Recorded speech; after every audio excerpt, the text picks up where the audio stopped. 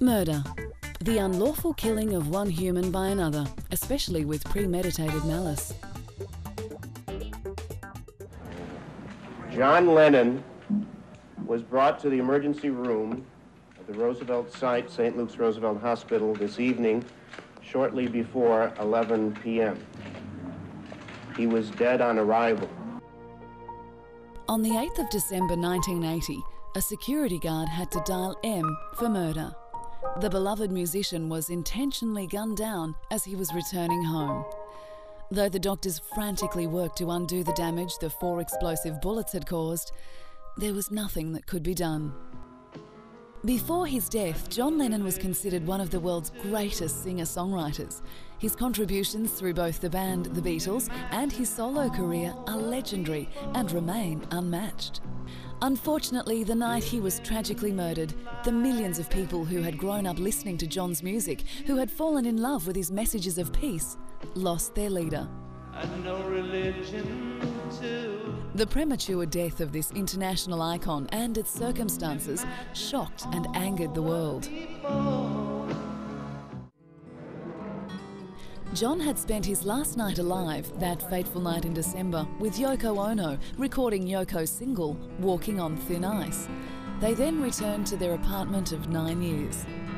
As he walked towards the archway, a young man yelled out, "Mr. Lennon," maliciously firing his gun 5 times. His serious condition saw the police at the scene decide to take him to Roosevelt Hospital themselves. Dr. Stephen Lynn, who was on duty at Roosevelt, led the efforts to save John's life. Photographs of him announcing the news of the rock legend's death accompanied an article in Rolling Stone magazine.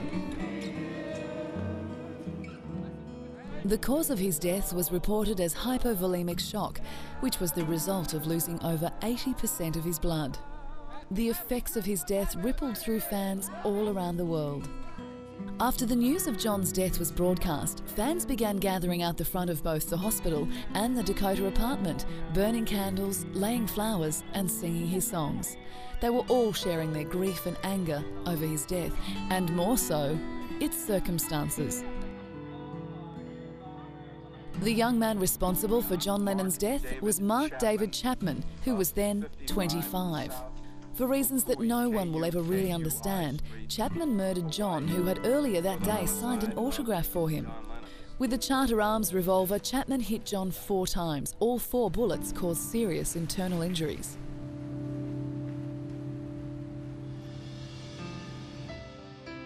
In the 60s, John had been asked how he expected to die.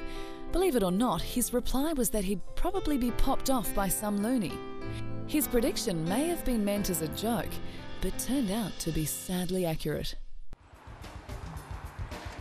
More than 25 years later, fans still remember the legendary singer and peace activist visiting the site where he was murdered.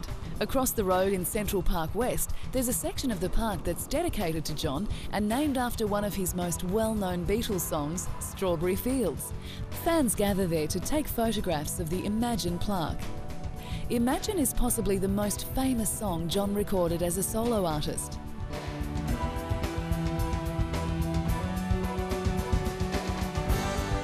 Fans still miss John, his music and his message of peace, often pausing to remember that fateful evening.